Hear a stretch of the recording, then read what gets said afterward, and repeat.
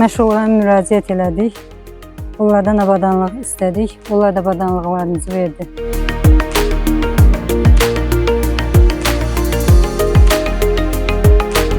İstəyirdim ki, həmişə ola öz vətənimdə, Laçınımda, yəni bu işi davam elətdirim. Təxminən 2 ay əvvəl mən müraciət etdim və avadanlığı mənə təhvil verdilər. Laçın şəhərinə çoxlu turistlər gəlir və mən də onlara xidmət edirəm.